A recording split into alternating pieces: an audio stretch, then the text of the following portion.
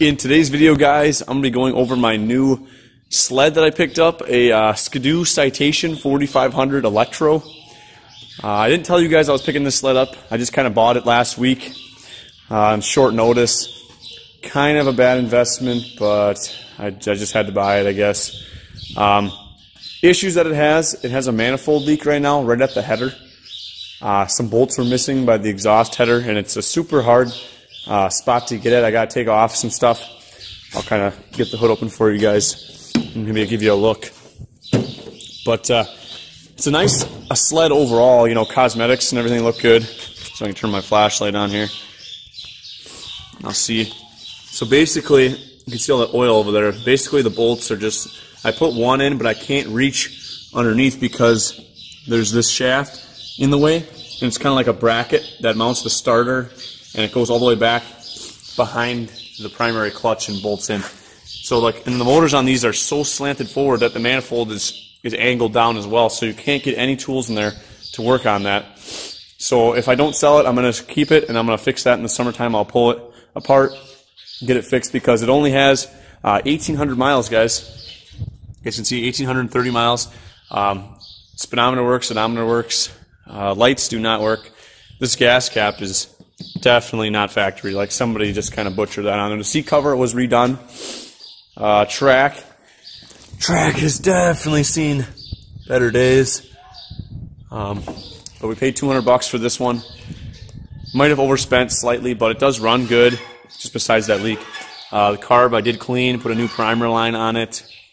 Fuel filter, just the basic fuel system maintenance, you know, flush the tank out, put fresh fuel in it. Gave me a free bottle of injection oil with it. It is the Electro, so it does have electric start. There's a battery underneath there. I didn't try to put a battery in or anything like that. I'm not really worried about it. But it's just super loud, guys, and not really good for it to drive it like that. You know, it's just spraying all that oil all over the side of the motor and smoking out of this fan shroud, and it's just not good for a snowmobile to run without its proper exhaust system. But you guys can see it definitely is a nice looking Ski-Doo. 1980, I believe, maybe 81. It does say, I think, like September of 80 on the tag, but this side looks just about as good. Tunnel is nice and straight. It doesn't look like it was dinged up bad. A little bit of rust on the belly pan. Skis still have factory paint on them. But with that low miles, I can't see that this thing was really beat on or rode that much. Other than that, that's basically it. I'm just trying to sell it for a couple $100, just trying to get my money back and maybe make a few bucks on it. It's up for sale in Wisconsin if you guys are interested. Anyone seeing this video that you guys want an old Ski-Doo. Otherwise, if it doesn't sell for what I need, I will just keep it and fix it this summer as a nice project. Pull that manifold and reseal it, put new gaskets in there. Maybe find a nice track for it, a gently used track that's not too screwed up, and actually put some money into this snowmobile, because I do like the look of these old Ski-Doos, and I wouldn't mind keeping it. It's a nice little riding machine, actually. I took it for a ride. Definitely does do like 40 miles an hour or more.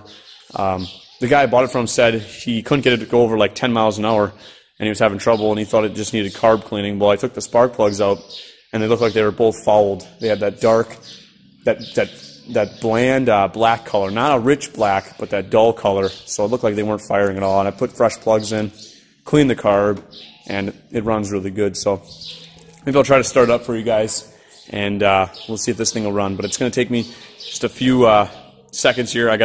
Don't have my tripod right now, so I'm going to have to start it up, and then I'll show you guys when it's running.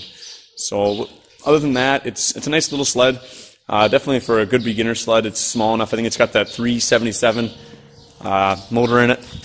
You guys can look at the tag there, upside down, but they've used this motor in the Safaris in the 80s and probably some other different models as well. It's a pretty popular motor, and they're really reliable. That fan-cooled single carburetor. Not going to win any races, but it's definitely reliable. And from all I know, the oil injection tank is working. I marked it. I did pre-mix a little bit of oil with the fresh gas I put in it just to be safe. You never know what you're getting when you buy online. And I did have to remount the seat on there. I put some screws through the wood underneath the tunnel. Also selling the Polaris Electra, guys. Have that for sale as well. Someone hopefully coming this weekend to get it. If you guys are interested, let me know in the comments down below. But we'll try to fire this thing up for you guys real quick. I'll be back. loud it is.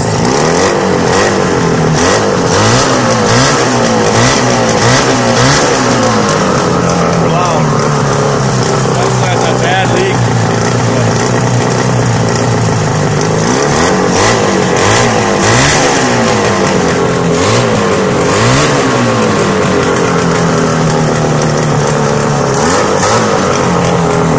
Sounds cool, but it's not good.